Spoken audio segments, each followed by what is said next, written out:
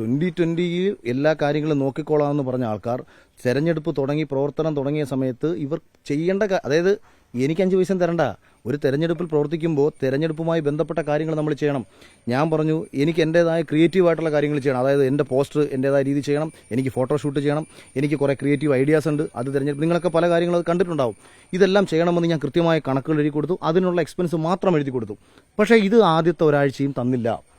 അതിനു മുമ്പ് ഒരു 5 ലക്ഷം രൂപ എൻ്റെ ഇലക്ഷൻ അക്കൗണ്ടിൽ ഇട്ട് കേട്ടോ. പക്ഷേ അത് നമുക്ക് എടുത്ത് ചെലവഴിക്കാൻ പറ്റത്തില്ല. കാര്യം തെരഞ്ഞെടുപ്പിൻ്റെ ആദ്യത്തെ 10,000 രൂപ മാത്രമല്ലേ നമുക്ക് ഈ നിയമസഭ തെരഞ്ഞെടുപ്പിൽ മത്സരിക്കാൻ വേണ്ടിയിട്ട് നമ്മൾ ഇലക്ഷൻ കമ്മീഷന് കണക്ക് കാണിക്കേണ്ടതാണ്. അപ്പോൾ ഇലക്ഷൻ കമ്മീഷൻ്റെ കണക്ക് കാണിക്കേണ്ട ആ അക്കൗണ്ടിലിട്ടേക്കുന്ന പൈസയ്ക്ക് കൃത്യമായിട്ട് ബില്ലടക്കം വേണം നമ്മൾ ചെലവഴിക്കാൻ. അല്ലാതെ ഇപ്പം നമ്മളിപ്പോൾ ഒരാൾക്ക് ഭക്ഷണം മേടിച്ചു കൊടുത്തു, നമ്മുടെ കൂടെ പ്രവർത്തിക്കുന്നതിന് റൂം എടുത്തു കൊടുത്തു, ഇതിനെല്ലാം ചിലവല്ലേ? ഒരു ദിവസം നമ്മുടെ കൂടെ 10-25 പേര് നടക്കുകയല്ലേ? ഇവർക്കെല്ലാം ഭക്ഷണം മേടിച്ചു കൊടുക്കണ്ടേ? ഇപ്പോൾ ഓൺലൈൻ മാധ്യമ സുഹൃത്തുക്കൾ നമ്മുടെ കൂടെ ഫുൾ ടൈം നടക്കുന്നു, അവർ നമ്മളെ സപ്പോർട്ട് ചെയ്യുന്നു.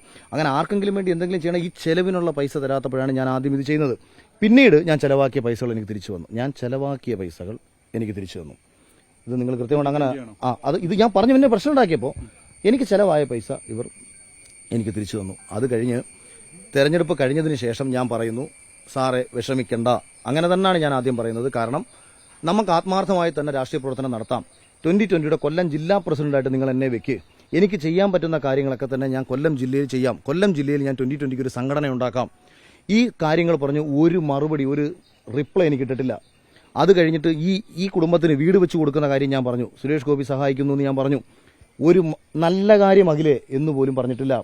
അത് കഴിഞ്ഞിട്ട് നമ്മുടെ കൂടെ തെരഞ്ഞെടുപ്പ് പ്രവർത്തനത്തിന് വന്ന ഒരു പയ്യന്റെ കിഡ്നി ഫെയിലിയറായി. അവൻ എന്തെങ്കിലും ചെയ്യണം, നമ്മുടെ CSR ഫണ്ട് വഴി നമുക്ക് എന്തെങ്കിലും ചെയ്യാൻ പറ്റുമോ എന്ന് ചോദിച്ചു. ഒരു മറുപടി ഇട്ടിട്ടില്ല. 2.5 മാസമായിട്ട് ഒന്ന് വിളിച്ചിട്ടില്ല, ഒരു മെസ്സേജ് അയച്ചിട്ടില്ല. ഇതേ സമയം നമ്മൾ പുറത്തുനിന്ന് പഴികൾ കേട്ടുകൊണ്ടിരിക്കുകയാണ്. എവിടെ ചെന്നാലും കോടിക്കണക്കിന് രൂപ കിട്ടിയെന്ന പഴി കേൾക്കുന്നു. അപ്പോഴാണ് BJPയുടെ തന്നെ പല നേതാക്കന്മാരിൽ നിന്നും ഞാൻ അറിയാൻ കഴിഞ്ഞത് 40 കോടിയോളം രൂപ 2020 BJPയിൽ നിന്ന് ഫണ്ട് കിട്ടിയിട്ടുണ്ട്. പക്ഷേ ഓരോ മണ്ഡലത്തിലേക്കും 2020 എത്രയാ ചെലവഴിച്ചതെന്ന് ആ മണ്ഡലത്തിലുള്ള ആൾക്കാരോട് ഇനി വ്യക്തിപരമായിട്ട് നിങ്ങൾ പോയി ചോദിക്കേണ്ടി വരും.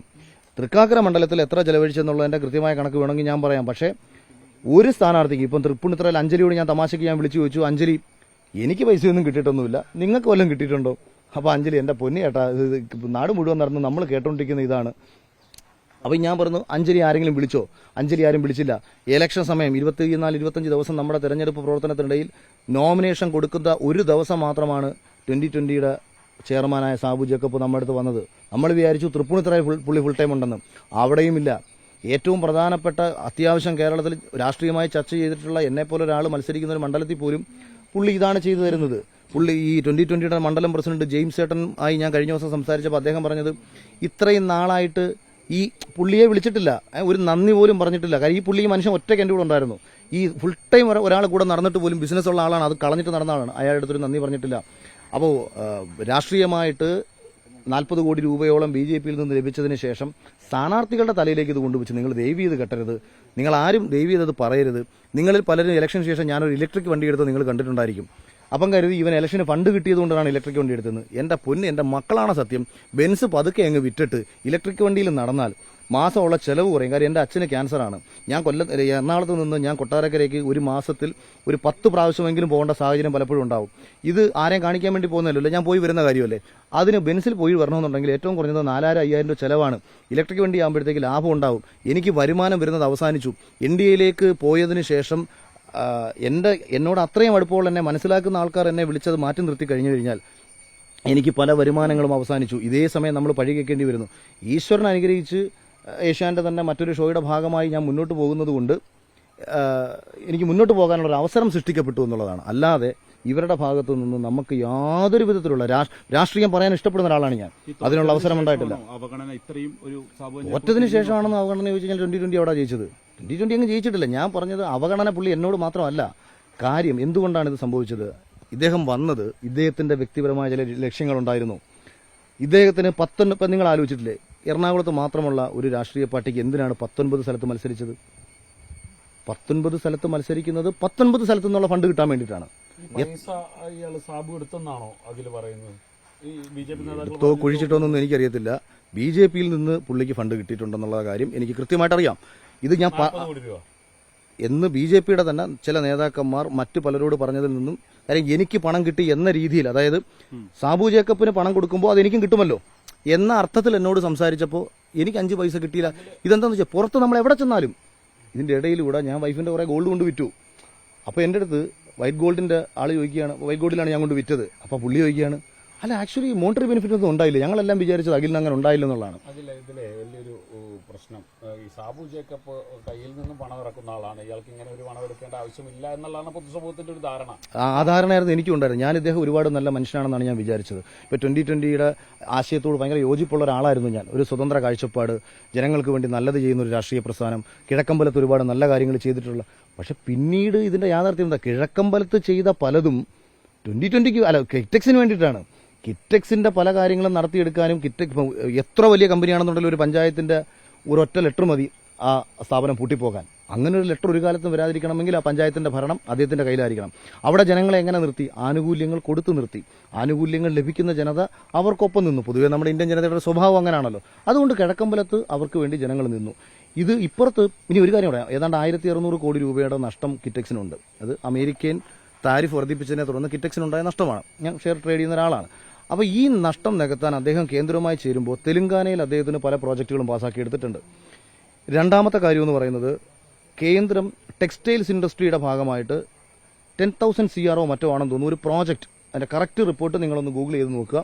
അതിൽ ഓരോ കമ്പനികളെ ഉൾക്കൊള്ളിച്ചു കഴിഞ്ഞാൽ സ്വാഭാവികമായിട്ടും കമ്പനിയുടെ ഷെയർ വാല്യൂ വർദ്ധിക്കും, കിറ്റെക്സിനും പ്രയോജനപ്പെടും. ഇന്നല്ലെങ്കിൽ നാളെ തന്റെ കമ്പനിയെ രക്ഷിച്ചെടുക്കുക എന്ന ലക്ഷ്യത്തോടു കൂടിയിട്ടാകണം ഇന്നലകളിൽ അതിശക്തമായി 3 രാഷ്ട്രീയ പാർട്ടികളെ വിമർശിച്ച ഒരു മനുഷ്യൻ പോയത്. പക്ഷെ അതിലേക്ക് ദയവ് ചെയ്ത് നമ്മളെ വലിച്ചിടരുതായിരുന്നു. പുള്ളിയുടെ ലക്ഷ്യം രാഷ്ട്രീയ പ്രവർത്തനമാണെന്നാണ് ഞാൻ കരുതിയത്. എന്റെ ആഗ്രഹം ജനങ്ങൾക്ക് വേണ്ടി പ്രവർത്തിക്കുക എന്നുള്ളതായിരുന്നു. അത് പുള്ളിക്ക് അങ്ങനെ ആഗ്രഹമില്ല. ഇത്രയും പ്രതിസന്ധി നേരിട്ടു, ഇത്രയും പ്രശ്നങ്ങൾ ഉണ്ടായി, ഇനിയും ആ പാർട്ടിയുമായി ചേർന്ന് പ്രവർത്തിക്കുകയാണോ അതോ അഖിൽ മാരാർ 2020 വിടുകയാണോ? അതിലെ ഭാര്യയെ കുനിച്ചുയർത്തി ഇടിച്ചിട്ട് ഭർത്താവിനെയും ഭാര്യയും കൂടെ ഒന്നിപ്പിക്കുന്ന കണക്ക് ചില ചർച്ചകൾ കുടുംബത്തിൽ നടക്കും. അതുപോലെ ഇപ്പൊ എന്നോട് ചോദ്യം ചോദിച്ചത്. ഞാൻ രാഷ്ട്രീയം പറയാൻ ആഗ്രഹിച്ച ആളാണ്, ജനങ്ങൾക്ക് വേണ്ടി പ്രവർത്തിക്കാൻ ആഗ്രഹിച്ച ഒരാളാണ്. സിനിമാ മേഖലയിൽ നിന്നും മറ്റിതര മേഖലയിൽ നിന്നും കിട്ടുന്ന വരുമാനം വേണ്ട എന്ന് വെച്ചുകൊണ്ട് പരിപൂർണമായും ജനങ്ങൾക്കിടയിൽ ഇറങ്ങണമെന്ന് ആഗ്രഹിച്ച ഒരാളാണ്.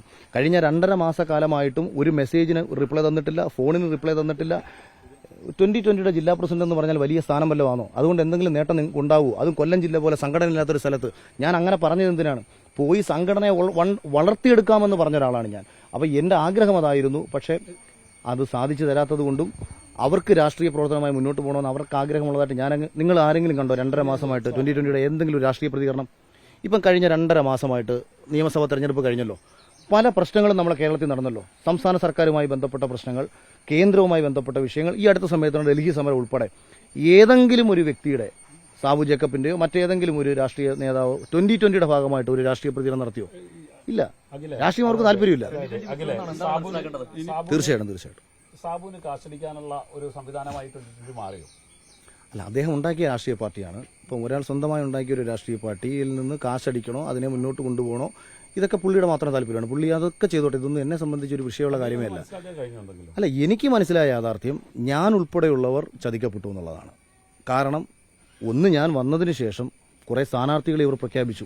ഒരു രാഷ്ട്രീയവും അറിയാത്ത, നിലവിൽ രാഷ്ട്രീയമായിട്ട് കേരളത്തിൽ ഒരു ഇടപെടൽ പോലും നടത്തിയിട്ടില്ലാത്ത ആൾക്കാരെ കൊണ്ടുവന്നപ്പോൾ തന്നെ ആദ്യം അവിടെ നാണം കിട്ടും. കാര്യം പലരും പറഞ്ഞു അഖിലൊക്കെ 2020 വന്നപ്പോഴത്തേക്ക് ഞങ്ങൾക്ക് തോന്നി കൊള്ളാം, എന്തൊക്കെയോ നല്ല കാര്യങ്ങൾ അവർ ചെയ്യാൻ പോകുന്നു. പിന്നീട് ആ സമയത്ത് വന്ന ചില കാൻഡിഡേറ്റ് പട്ടിക നിങ്ങൾ കേട്ട് കാണും. വോട്ടർ പട്ടികയിൽ പോലും പേരില്ലാത്തവർ, കേരളത്തിൽ ഇന്ന് വരെ രാഷ്ട്രീയം സംസാരിച്ചിട്ടില്ലാത്തവർ, ഒരു എവിടെ ആയിക്കോട്ടെ, കേന്ദ്രത്തിനെതിരെ ആയിക്കോട്ടെ, സംസ്ഥാനത്തിനെതിരെ ആയിക്കോട്ടെ, ഒരു രാഷ്ട്രീയ അഭിപ്രായ പ്രകടനം പോലും നടത്താത്ത ആൾക്കാരെ ഒരു സുപ്രഭാതത്തിൽ കൊണ്ടുവന്ന് കാൻഡിഡേറ്റ് ആക്കി. അപ്പോൾ ഇവരുടെ ഉദ്ദേശം രാഷ്ട്രീയമല്ല, എങ്ങനെങ്കിലും ഏതെങ്കിലും സ്ഥാനാർത്ഥികളെ എവിടെയെങ്കിലുമൊക്കെ ഇട്ട് മത്സരിപ്പിച്ച് ബിജെപിയിൽ നിന്ന് ഫണ്ട് വാങ്ങുക, തെരഞ്ഞെടുപ്പ് കഴിയുന്നതോടുകൂടി അടുത്ത തെരഞ്ഞെടുപ്പിലേക്ക് ഫണ്ട് ചോദിക്കുക. ബിജെപി എ ക്ലാസ് മണ്ഡലമായിട്ട് കരുതിയത് തൃപ്പൂണിത്തറയായിരുന്നു. അപ്പോൾ അവിടെയാണ് ആദ്യം അഖിൽ മത്സരിക്കുമെന്ന് കരുതിയത്. അവിടെ പോലും കിട്ടാതിരുന്നത് എന്തുകൊണ്ടാണ്? ഭക്തിക്ക് ഇപ്പോൾ അഖിലിനും കുറവില്ലല്ലോ. അല്ലല്ല, അതിന്റെ പിന്നിൽ മറ്റു ചില രാഷ്ട്രീയ ഇടപെടൽ നടന്നിട്ടുണ്ടെന്നുള്ളതാണ് ഞാൻ മനസ്സിലാക്കുന്നത്. ഞാൻ പറഞ്ഞു, ഇപ്പം എറണാകുളം ജില്ലയിലെ എൻ രാധാകൃഷ്ണൻ എന്ന് പറയുന്ന വലിയ നേതാവുണ്ട്. അദ്ദേഹത്തിന്റെ കൂടി താല്പര്യം സംരക്ഷിച്ചുകൊണ്ടാണോ എന്ന സംശയം എനിക്കുണ്ട്. ഇപ്പോൾ തൃപ്പൂണിത്തുറ പോലൊരു മണ്ഡലത്തിലേക്ക് ഞാൻ വരുന്ന സമയത്ത് BJPക്ക് 30-35,000 വോട്ടിന്റെ ബേസുള്ള മണ്ഡലമാണ്. BJPക്ക് സംഘടനയുള്ള മണ്ഡലമാണ്. തെരഞ്ഞെടുപ്പിൽ വോട്ട് പിടിക്കാൻ പോകുന്നത് കൗൺസിലർമാരും മുനിസിപ്പൽ ചെയർമാനും ഉൾപ്പെടെയുള്ളവർ ചേർന്നാണ്. തൃക്കാക്കരയെ സംബന്ധിച്ച് ഒരു കൗൺസിലറില്ലെന്നേ, ഒരു കൗൺസിലറില്ല. ഇനി കൗൺസിലറിലെന്നത് പോട്ടെ, എനിക്ക് തോന്നുന്നു കേരളത്തിലെ ഏതെങ്കിലും ഒരു NDAയുടെ സ്ഥാനാർത്ഥി തെരഞ്ഞെടുപ്പ് കമ്മിറ്റി ഓഫീസ് പോലും ഇല്ലാതെ, കേരളത്തിൽ നിങ്ങൾ ശ്രദ്ധിച്ചു കാണും, ഈ സോഷ്യൽ മീഡിയയിൽ ഏറ്റവും കൂടുതൽ നിറഞ്ഞു നിന്ന ഒരാളാണ് ഞാൻ തൃക്കാക്കരയിൽ. ഇവിടുത്തെ ഗ്രൗണ്ട് റിയാലിറ്റി എന്താണെന്ന് വെച്ചാൽ ഒരു തെരഞ്ഞെടുപ്പ് കമ്മിറ്റി ഓഫീസ് പോലും ഇല്ല. ഹോട്ടലുകളിലാണ് പല ആൾക്കാരെയും വന്ന് കാണുന്നത്.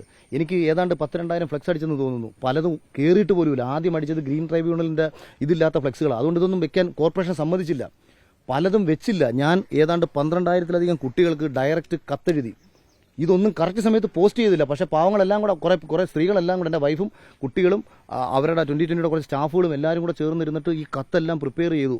12,000 കത്തുകൾ എഴുതി പോസ്റ്റ് ചെയ്തു. സമയത്ത് പോസ്റ്റ് ചെയ്തില്ല. ഞാനിത് സ്പീഡ് പോസ്റ്റ് ചെയ്യണമെന്ന് പറഞ്ഞു. ഇലക്ഷൻ കഴിഞ്ഞപ്പോഴത്തേക്ക് പലർക്കും കത്ത് കിട്ടി.